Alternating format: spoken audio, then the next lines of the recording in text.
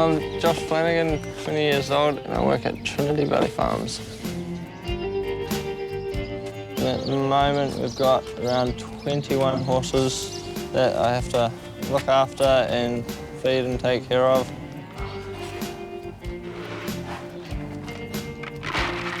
Before I started there, I was just pretty much a bum, not doing anything. Then I just got this urge that I wanted to get a job. Having Asperger's and struggling socially has helped strengthen my bond with horses because they're not going to judge me like humans do, and it's just that equalness. They may be an animal, but there's no expectation there for, like, then they don't expect me to be a certain kind of person, or they just take me for who I am, unlike some people. Guts. When I'm in the paddock with horses, moments that I'm just there and equal and on the same level as the horses, it just feels amazing and just so peaceful when you're just perfectly calm, the horses are calm, and they're beginning to trust you. We got a call from his case manager, asked if we had any work. I said no. They asked if he could come and do work experience. Again, I said no. And so in a last-ditch effort, the case manager asked if they could come out and just meet us, so that just put a face to the name. And I thought it'd be rude to say no to that, so I said sure. And he came out, and the case manager did all of the speaking for him, and tried to encourage him to say a few words, and he was just really shy and just looked at the ground and didn't want to communicate at all. And he just mumbled a couple of answers here and there,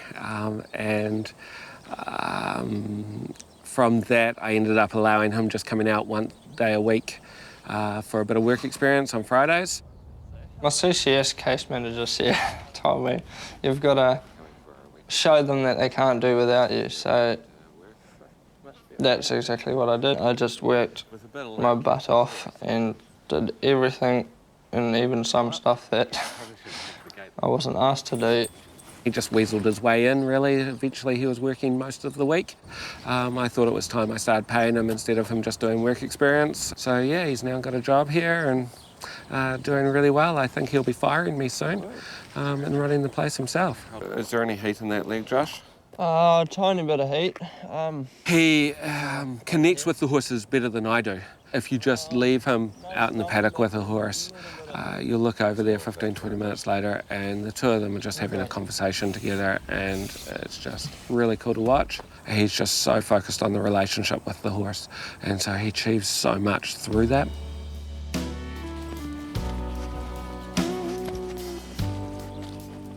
This is Gypsy. We're actually training her for an 8-year-old boy, so she's got to be quite safe.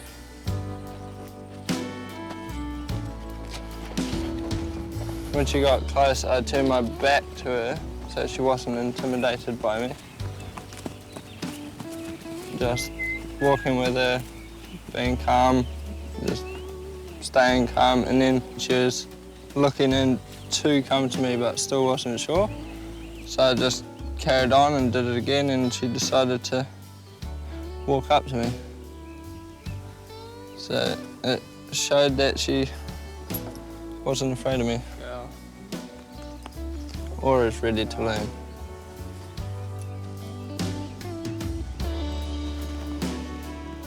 When I'm working with horses, I do my best to stay perfectly calm so that they stay perfectly calm, and that's when I start trying to build their trust. But I've still got to be aware that if she was to get a fright, she could easily decide to come this way and jump on top of me. Just how her head's dropped. When a horse has been broken in, it obviously struggles with certain things. So with how I was growing up and all my struggles, I feel I'm just like them. At the beginning they are struggling, and I've just got to support them through that. So in a way I know exactly how they're feeling, even though they're horses and I'm a human. I'm not sure why, but I feel that if I don't look directly into the horse's eyes, they won't feel intimidated. But if I'm looking at them, I feel they'll be like, it's a challenge or you're trying to stand them off. All through school, I walked around with my head down, just never really acknowledged anyone, or when I was talking to them, I'd just still look at the ground and talk to the ground more than them.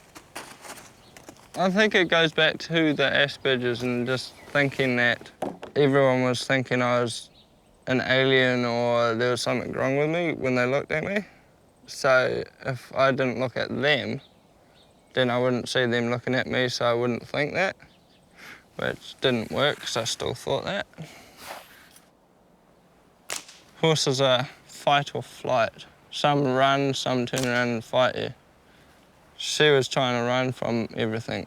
So it's just teaching her that she doesn't need to run from everything and she doesn't need to totally freak out.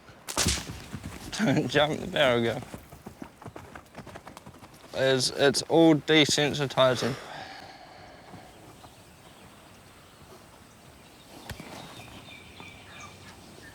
Good girl. So it helps that I was like that because I know what I can half understand what they are like. Hello there, Princess. Hey Josh, how'd Gypsy go today? Oh, pretty good. Everything really nicely. Really What good. areas do you think you need to work on tomorrow? Where to from here? Well, do more with the stock whip and then put the saddle on and see how she goes. Okay then, excellent. He's just got that rapport with horses. I suspect that part of that is from his own disabilities. Horses relate really well to that and that authenticity.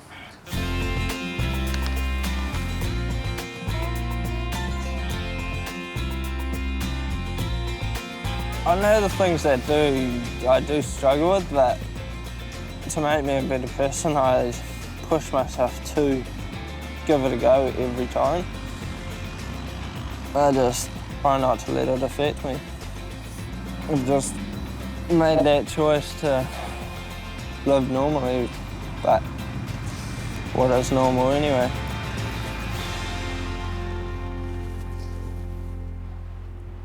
I thought it would stop me doing things I wanted to do for the rest of my life, but then it got to the point that I was like, no, I don't want to be that person that stops this little thing. Well, it's not actually little, but stops this, letting me do what I want to do and enjoy my life. So it's from that point that I started hiding it and doing things to try and overcome it, even if it was out of my comfort zone. I go to my mum's every weekend. On Friday night, she comes and picks me up and brings me down for the weekend.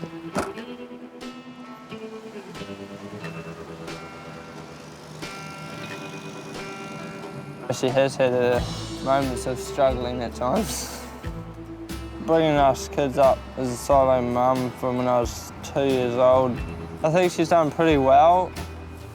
She had full love for us kids and did not want to give up, no matter what people thought. The psychiatrist said to me, have you got any other children that have got similar signs? And I says, yeah, the other 3. So he says, well, bring them in. So I took them in. They were all diagnosed with it as well. Josh was diagnosed with the most. He was diagnosed with Asperger's, social anxiety disorder, adjustment disorder, separation anxiety disorder, ADHD, and oppositional defiance disorder. So he's battled with those the whole way through his schooling, and even now still battles with them.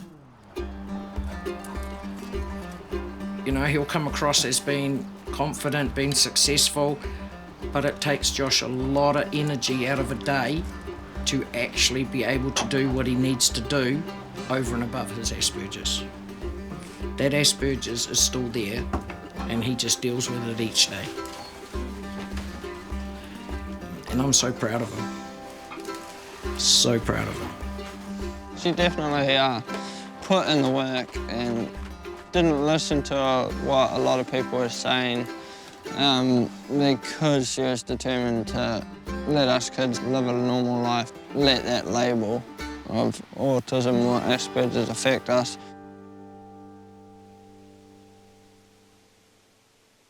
I was actually bullied at school quite a lot. I used to think that it's somehow they picked up that I was different to them with my Asperger's and thought, oh, there's something wrong with him, let's bully him. Never really knew fully why they did it. And I decided, yeah, I'm not putting up with this, so ended up causing a lot of havoc. At primary, I just hated my teachers. One teacher, because I was struggling a bit and got a bit hyperactive, she threatened to get me injected to calm me down, which I didn't like that, so I picked up the sick bay bed and threw it into the wall. And another time a teacher was having a go at me, so I picked up the netball hoop out of the ground and threw it down the court. I think if they actually took their time instead of looking at me and being like, oh, it's going to be difficult, and would just ignore them and not take the time. I did well when I had one-on-one teaching, but most of the time they just never had enough teacher aides to do that. So I used to not do work. They just never had the systems for people like me. It felt like they never really actually cared. They're just like, oh yeah, there's all these kids in this classroom, one's not gonna matter, don't really need to care about that one. I just feel that they should care about every student as equally as another, which they don't. These kids with Asperger's are quite often high IQ, but they still need support in the classroom environment. But because they are classified as high IQ, they're not there for the funding. They're actually outside it, and the minute, because you've got to be functioning at only 3% to get the funding, to get a teacher aide, get the support you need in school. The minute you start achieving, they rip it from underneath you. How are the kids ever going to reach their potential and achieve without the support? So there needs to be change in the education system to cater for these Asperger's kids. They need their own funding criteria, because you can't compare Josh to somebody with Down syndrome. But the funding boxes them all together, and it's just not working. People don't understand it unless they've actually lived with it like we do. They need to live with it and know how it feels before they can actually say, nah, you don't have it, or you're just playing. If they've lived with it, they'd understand how difficult it is to deal with, hide like I try doing, but you can do it, and I'm an example of it. When I look at my childhood, I was very similar to the kids. I hated big crowds. I hated new people. I hated change. I liked everything just the way it was. I didn't succeed at school, and we definitely know their dad had it. So I think it's a combination of hereditary from me, from their dad. Their dad was ADHD, I'm ADHD, so when you've got both parents with it, the kids can't help but have it. But I still love them. I love them with all their warts. Yep, that'll do. Let's go. No! Hey, Jacob, where's my bromance? Still got to steal them? Romance. Yeah, mate. I have one sister and two brothers. My oldest brother, he's possibly got worse Asperger's than me. Yeah, pretty much he was just stuck in his room all the time, gaming. My sister, she's pretty much just got autism, but as Mum used to always say, the attention span of a goldfish, which is 3 seconds. There were quite heated moments at times. We were always fighting. What was Uncle Josh like when he was little? A little shit. Yes, I was a little brat at times, but not anymore. Turned out to be a good boy. Couldn't understand each other, really. I couldn't understand how he was feeling, or he couldn't understand how I was feeling, so yeah, we let it out with anger. So on the whole, you had a pretty good week then? Mm-hmm. It would have been hard for her, constantly getting people saying, oh, they're not going to be able to do this, they won't do that. But her love for us kids is obviously stronger than what people are saying.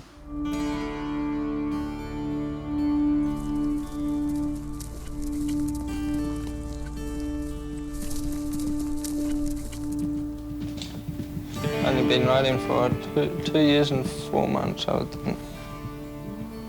I love it. Thrill of going fast. You feel so much freer.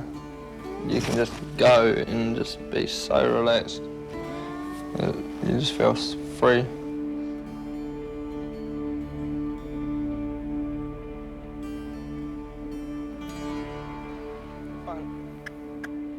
Breaking in horses is a difficult process. It's never easy. Good girl. A lot of the time when I walk into the paddock, if a horse is stressed, automatically I become stressed. So it's like I'm feeling what they're feeling, but it's like I link with that horse. You definitely have to read body language, but it's something more than body language. It's half sort of spiritual, that you understand them on a higher level than just them being a horse, and you can read their body language. Thinking if I was the horse, it would be quite scary. If someone was riding the horse and a tarp or even the wind blew something in there, that they wouldn't see it and jump sideways and take off. They'd be able to deal with it so that it won't get their rider injured or them injured.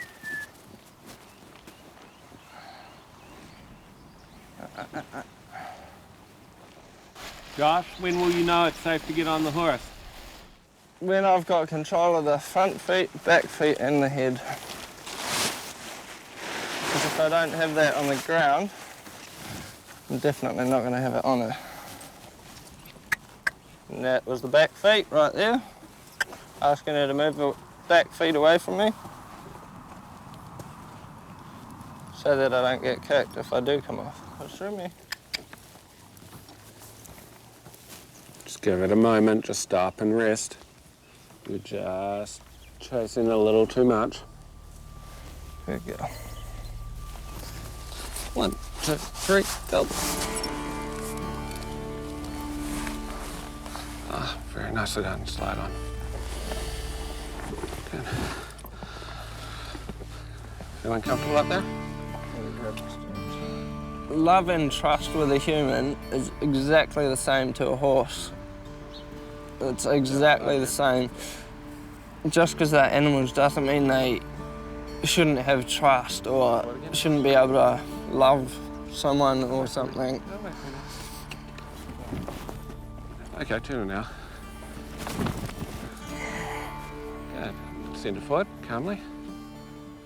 Good. Easy, easy, easy. Sit up. Hold on. Hold on. Centre foot. Centre foot. That's it. Grab the saddle with one hand. Good, I got her. Centre foot, centre foot. Grab the saddle with one hand so you keep your balance. It's all right. It's all right. It's all right. There we go. You're all good. I'd still hold the reins on both sides. Easy, easy, easy. Every horse is different. You get some horses that handle it quite well, and then you just get horses that just go berserk. It's just the constant not knowing what's going to happen next, and you have to be on your guard at all time. Plus, when they get it right and you've helped them get it right, it's an awesome feeling. He hasn't actually fallen off in the 2 years that he's been here. He's had a couple of quick dismounts where he's landed on his feet, where most of us would have probably woken up in hospital. And so he's got a really good seat and just good reactions and responds in the right way instinctively when things aren't going how they're meant to be. A lot of people think that I'm crazy but doing this, but I still get terrified, utterly terrified. Come on.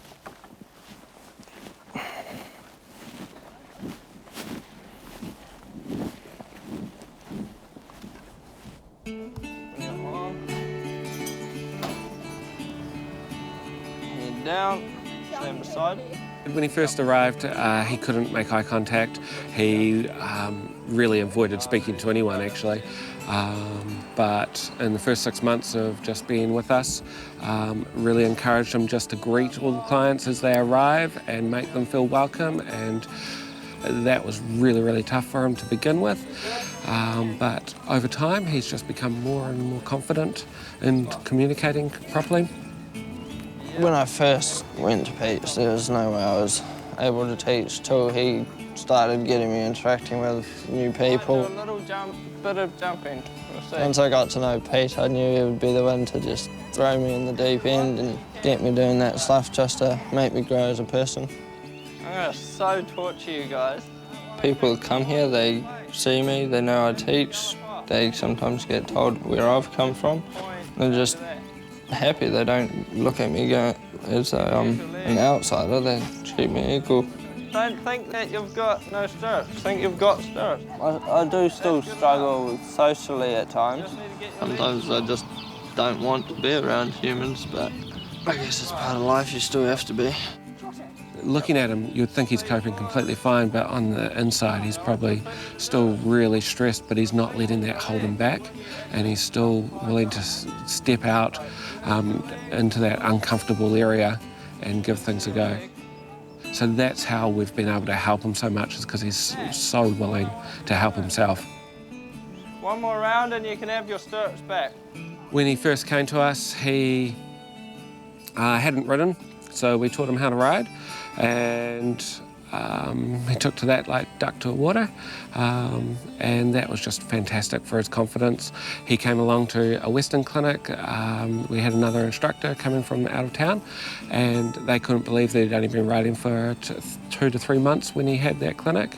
They thought he'd been riding for a couple of years, and they just raved about him, and he was just on cloud 9, and that did him the world of good.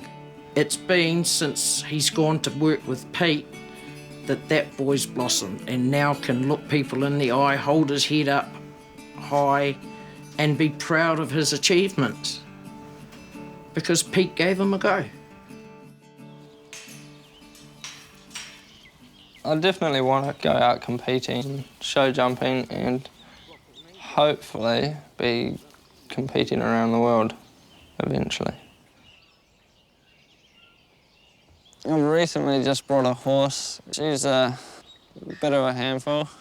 She, when I first got her, had trust issues as well.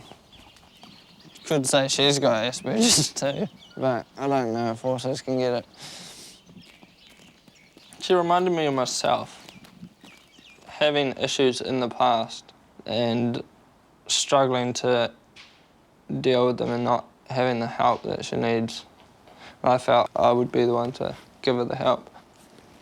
Just fell in love with her and got on her there and then, and yeah, that's the day she tried killing me. But I still loved her. I just found there was something there, and I've just worked on it, and now we've got a really strong bond. Gonna take the bridle off and attempt to ride her with just what you see, nothing apart from this. I called her Luna because she reminds me of the moon at night, and you can see the craters, and because she has her moments of craziness, I add tick on the end of Luna, so she turns into a lunatic.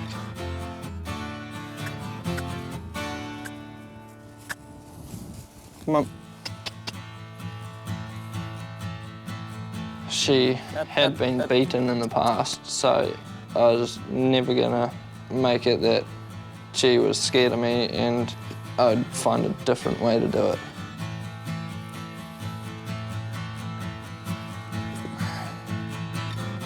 This is to build our trust and our bond together.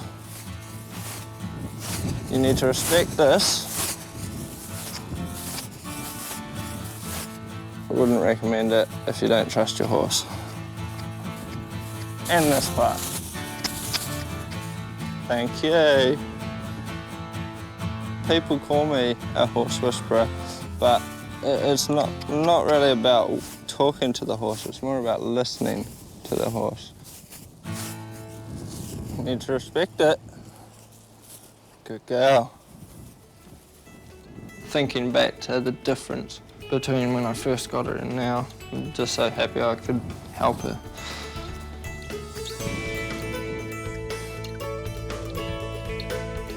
It's my hobby that I'm doing, not my job. And that's what I love about being here, is see all the horses and I'm just like, yep, this is where I want to be.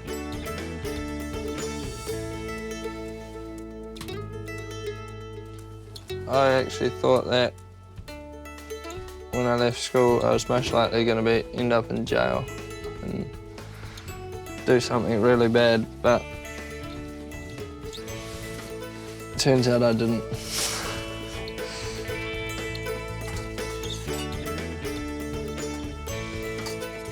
From being made to feel like I was a failure when I left school to being a farm manager now and breaking in horses, it's a massive achievement.